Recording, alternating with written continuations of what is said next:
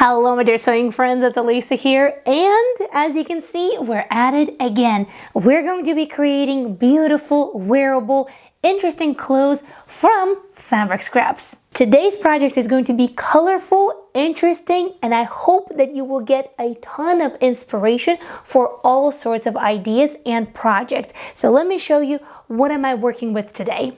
Now for the base of my project, I am planning to use this remnant. So it's not necessarily a tiny fabric scrap, but it's also not a full yardage. It is a remnant that I got from a remnant pack from Cali Fabrics. Now, do you guys remember episode number 1 of the mini series of where do I get my fabric scraps from? So in episode number 2, we're definitely going to be talking about Cali Fabrics. So definitely stay tuned. Now this is fleece back jersey. It has a little bit of stretch to it, and it's really nice and soft, and it has that super light gray color, which is the perfect color for that neutral background. And then on top of that base, that's where all of these colorful little fabric scraps are going to come in play. I'm still deciding on the color scheme. Perhaps it's going to be all colorful, perhaps we're going to go with a particular set of colors. We shall see. And these fabric scraps were from Thunder Pants, and I know that for some of you it might seem crazy, like why is she buying fabric scraps, but there's a good reason for it, and we've created a ton of beautiful clothes from these fabric scraps. So definitely check out previous made from scraps videos as well. Alright, now let's talk about the pattern. This time it is a free pattern. It is tried and trusted. I've used it many times, but I haven't in a while though. So I've used it many times when my daughter was little, particularly in the toddler stage. And just recently I was looking for the same pattern for my little daughter, and I saw it and I was like, you know what, let's revisit it all together, and perhaps you could enjoy this free pattern as well. The company's name is Mama Shula Malashu, and they do have a couple of other free sewing patterns besides this one. Now they are in Russian, but they are free and they are pretty straightforward. So if you want to give it a chance, I'll leave the link for you below. Alright, so I copied the pattern pieces on a tracing paper, and here's something that I did not account for. I decided to go one size up in this pattern because I thought to myself, well, if this is going to be a labor of love, which a lot of the fabric scrap projects are, I want it to last for multiple seasons, not just one. And you know that kids do have a tendency to grow quite fast, especially during growth spurts. So I decided to up a size, and with upping up a size, I can't fit all of the pattern pieces into this remnant. So that was not the original plan. So we have to think a little bit through if there's a way out of this. You see, not everything goes as planned. I was a little overconfident when at the beginning of the video I was like, you know what, this is what I'm going to be using as a base. Well, not only that, since this new circumstance of the project, I will need to add some extra fabric to it, and because this is a raglan sleeve pattern, it presents a wonderful opportunity for color blocking. So I'm thinking to do the front and the back in one color, and then the sleeves in another color. And because of that, I might be able to cut a hood out of this fabric. So it actually might work out in my advantage, because before that I was planning on just cutting the front and the back of the sleeves and just doing ribbing on the neckline. But a hood could be an added bonus, so it might just work out for the better.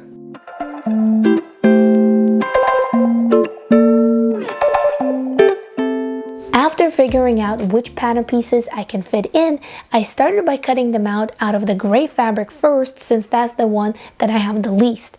And then I continued by cutting out the rest out of the white fabric. Now the white here is also a fleece back jersey, but it is ever so slightly lighter in weight than the gray fabric. Sometimes it might be an issue, but in this case I do think that it's not really going to matter that much. Now here I do want to mention that for some reason I do see that the raglan sleeve patterns do get disregarded because, perhaps they might feel and look a little boring. Perhaps they do have that sporty vibe to them, but as always, I encourage you and I invite you to look beyond what you see and reimagine it with your creative powers, because you can take a raglan sleeve pattern and make so many beautiful things out of it, from sporty to very feminine and not sporty at all. Now, I do have a really fun video about 7 different raglan sleeve hacks that you can take and apply to a simple raglan sleeve pattern and definitely make it more special, and on top of that have a chance to utilize your fabric scraps and play with different color and print combinations. Now, the pattern doesn't feature pockets and it also doesn't feature a hood, so if we want both of those things, I'm gonna add them right now. However, now that I'm thinking about it, first I really need to settle on the design that I'm going to create from these colorful fabric scraps, because that in turn will influence the placement of the pockets and possibly the shape of the hood as well. So the idea is to use up these little squares. Now, the reason why I have some of these squares already cut up is because they were destined for a completely different project that did not come to fruition. Well, actually, I'm gonna correct myself on that one. It did come to fruition, but in a completely different color scheme. So do you remember that orange patchwork jacket that I made for my daughter? That's right. At first, I thought that I'm gonna go with purples, blues, and pinks, but when I made a little sample, I wasn't really thrilled with how it came out. So I thought, you know what, let's just gonna go with the orange color scheme instead. So recently, somebody asked me, hey, Alisa, do you ever have failures and how do you deal with them? Because I keep comparing myself to you and it seems like everything is so smooth. And yes, I do have failures, and I try to talk about them in the course of the videos as well. So if you haven't heard me talk about failures, you probably just haven't landed on one of those videos. But I do try to incorporate all of the problem solving and all of the mistakes and missteps and sort of how to retract and how to regroup from them, because it happens all the time. That's just life. That's just being a human. That's just being creative. That's part of it, and there's nothing wrong with it. So if you face one of those moments when you're like, this is just not coming together, it's all right. You just have to stop for a second and regroup, think about it, think it through one more time, and I'm sure that you're going to find a solution.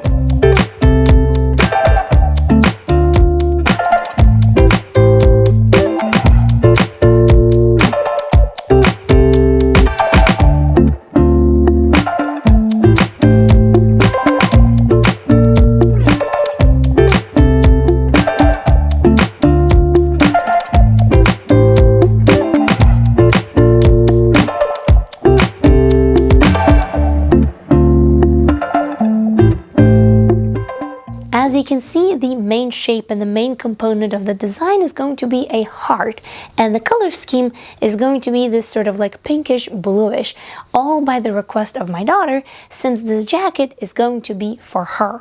For this next step, I simply grab the pattern pieces that are already cut out, plus the little hearts, and then I start playing a little bit with it so that way I can see which arrangement would be the best. When I'm doing this, I have to keep in mind not only the visual aspect of it, but also the practical one, because this kind of applique is definitely going to add extra thickness to the fabric that's already thick on its own. So I have to think through how the placement is going to affect installing the zipper, adding on the sleeves, and the pocket placement. To attach the hearts, I'm going to use my tried and true method that you've seen me use quite a bit, like for example on this black dress. First, I'm going to cut out the Wonder Under. It's an interfacing that has adhesives on both sides. And then I'm going to sandwich the actual fabric of the heart to one of the sides of Wonder Under. After that, I can peel off the other side of Wonder Under, place the heart on the fabric, and then fuse it with some heat. As a final touch, each heart is going to be embroidered with this beautiful decorative sparkly thread with a decorative stitch number 43 on my sewing machine.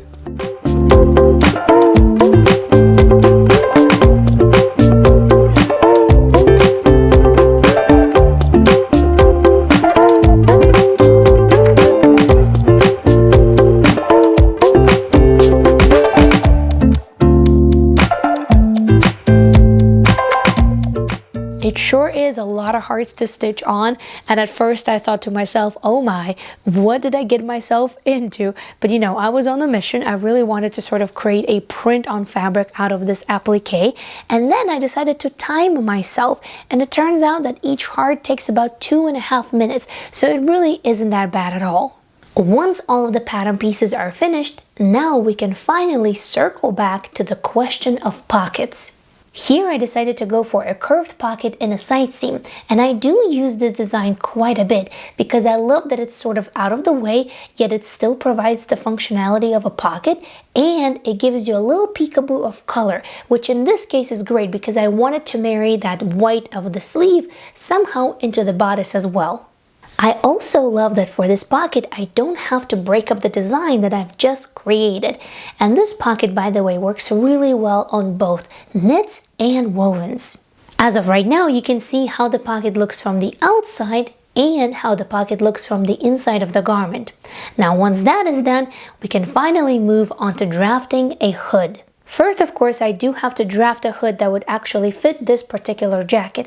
And by the way, I do have detailed tutorials on both, on the pockets that you just saw and on how to draft a hood. So you can both find them in the description of this video or on my channel. Once the pattern was ready, I once again decided to slice it up so that way I can use both colors, the gray and the white. So let me show you. The base of the hood is going to be gray, and then white is going to make sort of like a little trim plus facing 2-in-1. To keep the theme of the hearts going throughout the entire garment, of course I'll need to stitch these onto the hood as well. But once that is done, we have a green light in order to assemble the entire garment.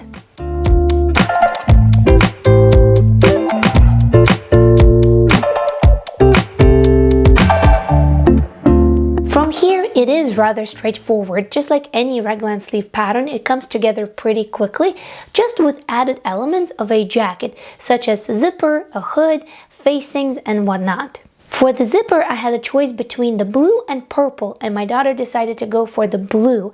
And then for the cuffs, for the ribbings on the sleeves, I had a choice between the gray and this variegated one between purple and blue, and my daughter decided to go for gray.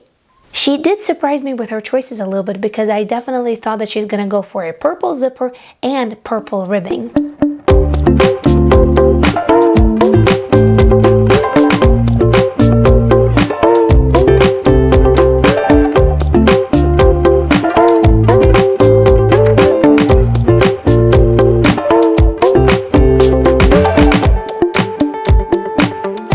There was a lot more work done behind the scenes for this jacket, like for example finishing up the hem by hand, then attaching the hood and finishing up all of the insides so that way they look good and neat. But I know that all of us are itching to see the final result, so let's get to it. Let's see the final garment.